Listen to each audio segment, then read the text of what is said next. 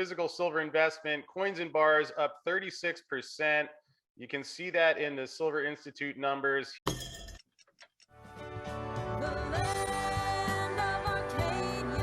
Well, hello there, my friends. Welcome and good afternoon. Chris Marcus here with you for Arcadia Economics. And in today's episode of the show, interesting note out of the Silver Institute, where they're reporting in their statistics that physical silver investment, that's coins and bars, was actually up 36% in 2021, a year in which the silver price was down, oddly enough. Although, fortunately, to dig into what's going on and share his perspective, especially as, in my opinion, one of the world's top experts on the supply side is Steve Cope of Silver Viper, one of the people that brings you this show each day. So, Steve, great to have you in here. Great to see you again. And how are you doing today? I'm doing all right. I mean, it's an interesting market that we're in, both on silver and on the equity side. But again, I mean, we've talked about this a lot, and what you just mentioned there. We know the demand for silver is increasing, it's growing while the supply is decreasing. So I think it's a great time still to be in the sector, and again, we'll look forward to the prices correcting back to where they should be. Yeah, certainly been a bit of a tough sell-off the last month or so. Although at least at the $22 silver price, it's lower now, touching on cost of production for some of the primary miners. Here's that note I mentioned, physical silver investment, coins and bars up 36%. You can see that in the Silver Institute numbers here, net physical investment up 36% last year.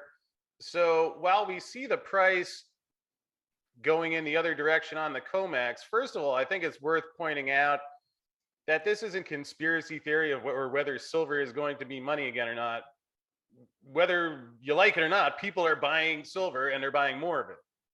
Yeah. Well, and again, I mean, whether it becomes money again or not, I think you still have that industrial side of silver that, the supply or the demand is certainly growing, and the supply that's going to be needed is going to be far, far more than what we're able to supply right now in the sector. Well, Steve, you mentioned that. Fortunately, I had that ready to go. Here's Michael Dirienzo again of the Silver Institute. Demand for silver used in electronics grew by 9% in 2021. Interesting, my travels around Mexico after living in the US, also living in Europe, it seems everywhere I go, people are on their cell phones. So in a world that wants to go green, you would think there's reason for that to continue.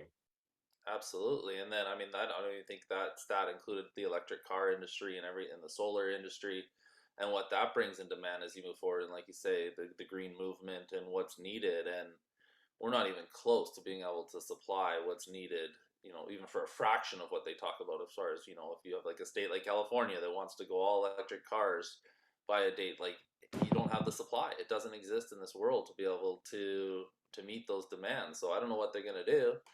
And the only thing I think you can do is let the silver price go up and then start letting some of the, maybe some of the mediocre projects. I still don't think there's enough supply out there, but some of the projects that need higher costs to justify putting them into production.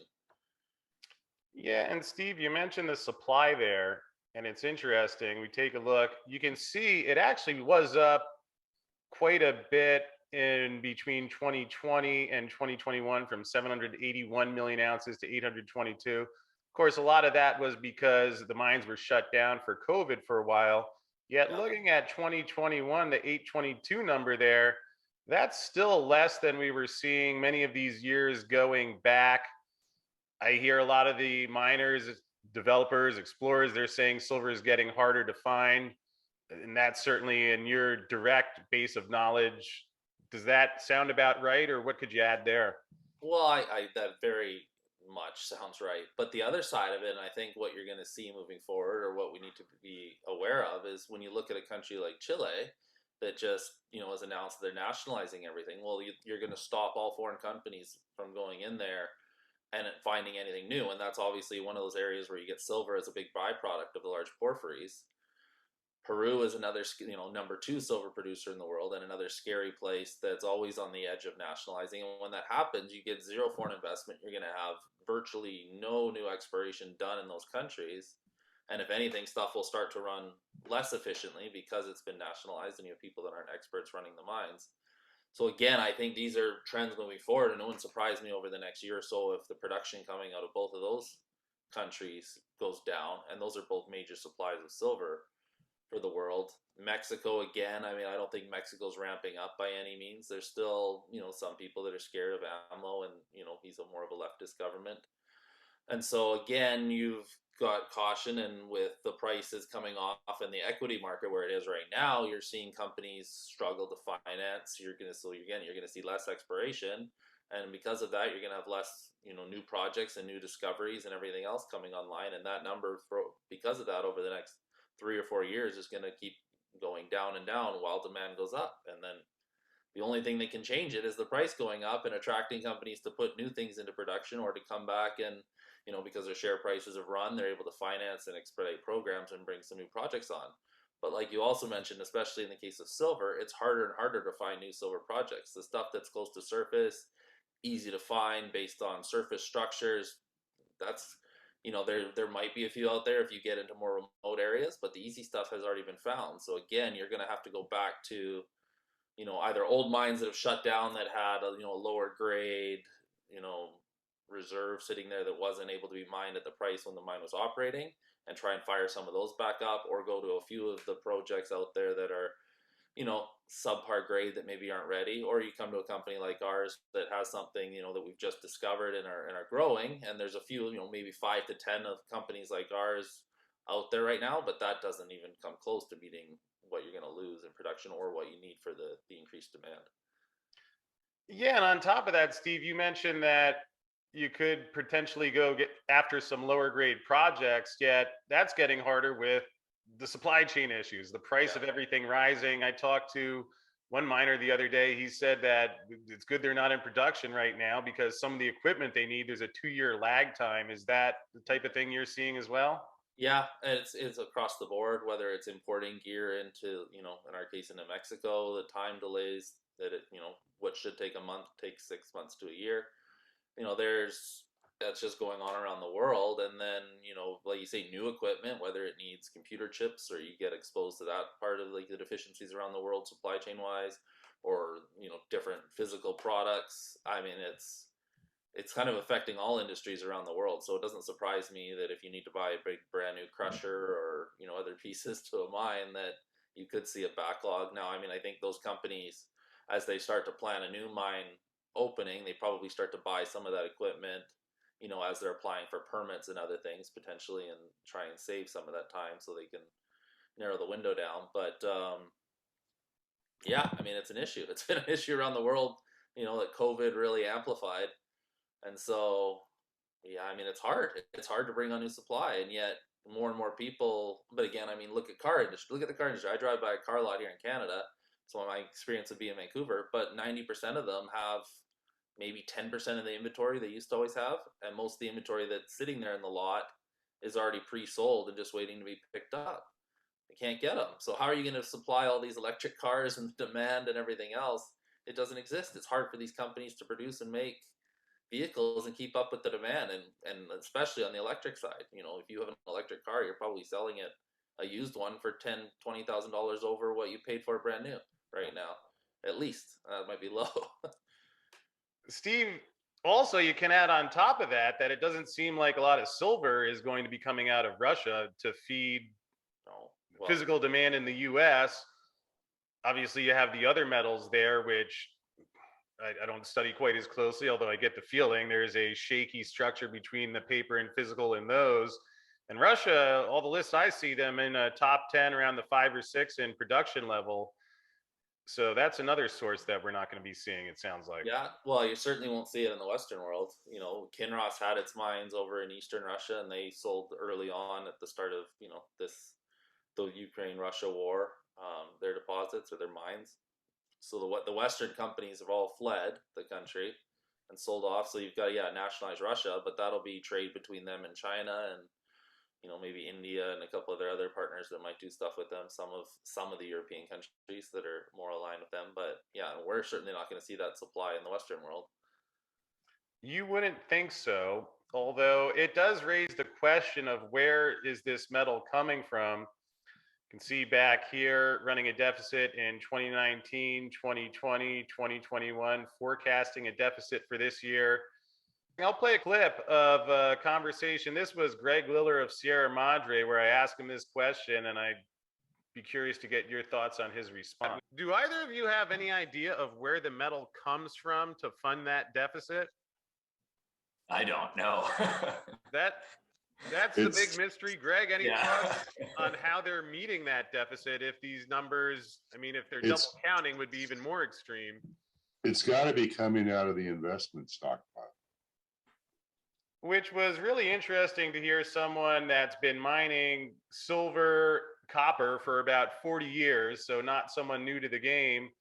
And sure enough, if you take a look here, this peak, that's the silver squeeze weekend, where it seems like there was some double counting.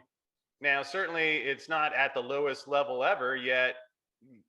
Maybe that's the result of a couple of years of deficit, because you've seen over half of the registered stockpile of what's available for delivery come out since you had that fracture in the market. Is that where the metal's going to have to come from, Steve? Yeah, and how long can they do that for? You've gone through half of it here in a year and a half. So where is it going to come from? You know, yeah, you can keep running down that stockpile, but I mean, surely they can only run it down so much before they, well, again, we know they can change the rules, I guess. But you're supposed to have some at least, you know, sitting there on all those ETFs and everything that have been lent out. So, yeah, there's your stockpile. That goes. Then what happens? Now you've got a deficit on the production side still. You've got no stockpiles left. You know, the guys that are stacking bullion certainly aren't moving any of their stuff or going to start selling it unless, like we said, the silver price runs. So at some point, you got to let that price run. You can, you know, only put this off for so long. Yeah, and while I know people get frustrated by what's happening on the COMEX, if you actually did buy some of that physical silver, here's silver buffaloes. That's $5 over spot if you're getting 500 of them. Just getting a few of them, it's $6 over spot. But Steve, look, here you got silver pandas, $35 on a $22 spot. That's $13. Here's the silver eagles. If you just get a couple of those, $37.10. That's a 68% premium. So you could say that the physical silver price is rising. And do you think we could see an environment where physical silver is one price and that COMEX, which you can't get metal from, we could be seeing the beginning of a divergence, or we're already seeing it, but do you think that's how this could play out going forward? I think in a sane world it has to be, because you can't price the metal off of the paper market. It's, you know, we know that's manipulated. We know what it was supposed to be intended to be, but it was, you know, when an ounce of silver is lent out 1,000 times or whatever the ratio actually is, you know, you can't say that's the price of silver. But yet, you know, and I think this is where you have to bring in the silver producers and say enough is enough as well, because here they are producing, you know, silver or silver doré, and they're selling it something close to that, you know, paper market price instead of the physical market price. And they're doing themselves, the industry, their shareholders a disservice. There's at some point they need to band together like the oil companies do and dictate their own market and their own price based on what their production costs are. You know, they're all out to get each other and they haven't banded together, but at some point they need to do that, because the disconnect between the paper market and the physical market and what that physical market should be selling for, like you see in those coins, it makes no sense for them to sell down at the spot prices on the COMEX. I agree with what you're seeing, Steve. And actually, there's some degree to which maybe there is some connect between the two, because you see there's between 2014 and 2018, numbers show a surplus. Then the last 3 years, you see the deficit.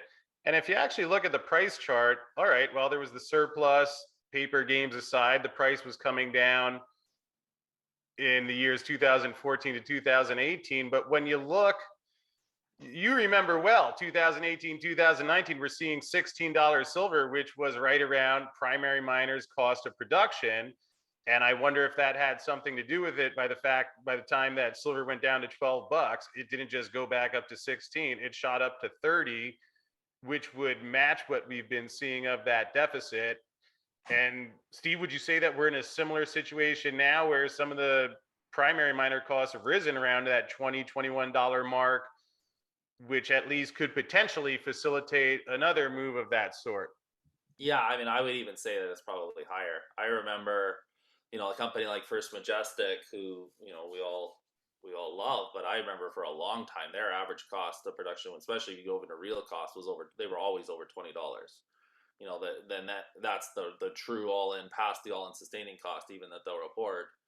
They always needed over $20 silver, even when going back through all those years. And so everyone tightened, over that few years and tried to bring those costs down and did a fairly good job, cutting every little unnecessary cost they could, across gold and silver producers. But now with inflation and what prices are doing, I would argue that that number is going to be closer to like 25 at least right now, kind of on average across the industry of those producers of what they would need to really break even truly.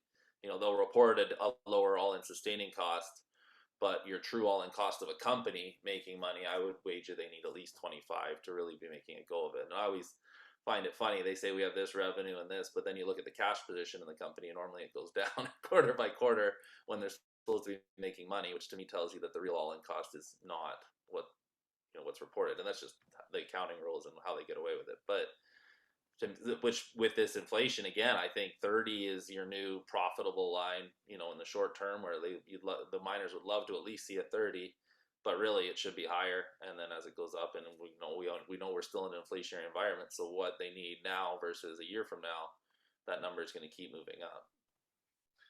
You would think so. And at least it seems like there is a bit of a floor in the market, which gets breached temporarily, perhaps when silver went down to 12, but Yeah, we see a counter blowback when that happens, yeah. even if No, it's slower than we'd like.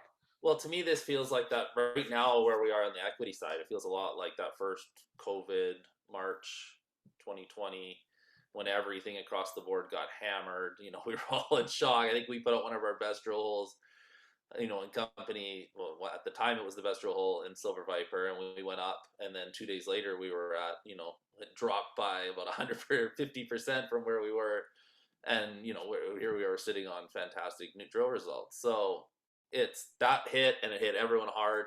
But then the miners and explorers and the precious metal side is normally the first sector that rebounds on the back end of that. So we've seen here recently with, fears of recession, inflation, the war, whatever other factors you want to pile in on it. And you've seen this mass sell-off of equities and a rush back to US dollars again. But I think, we've seen that balance out here over the last week or 2 weeks. You've seen some of the stocks already start to rebound, but I think, over the next week or 2 weeks, you'll start to see, as long as metals hold here around 1850 gold and 21 to 22 silver, you're going to see our sector rebound very quickly again. The only caveat to that being, I guess, we're moving into summer, and sometimes summer is dead. But still, I think we're in a spot right now where we've kind of weathered that storm, and across all the boards. And you've seen it in cryptos, you've seen it in the big blue chip apples, everyone's been hammered. So again, people realize the world isn't over. It didn't end, over the last couple of weeks, and they'll start to, put their investment dollars back to work. Yeah, and you still have the debt, the politics, Putin bringing back a gold standard temporarily. Who knows what his views on silver are? Although, Steve, again, you're one of the leaders of a company that's out there exploring for projects that can fill that gap going forward. Could you give us an update on Silver Viper and any recent news or updates you have?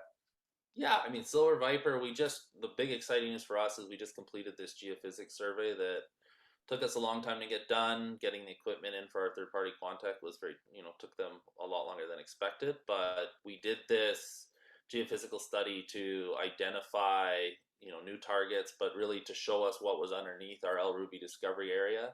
And it worked, fantastic. It did everything we had hoped. That magnetotelluric program. We've got a very large anomaly that we're very excited about sitting right underneath El Ruby that we think could be the source of our high-grade sulfide material.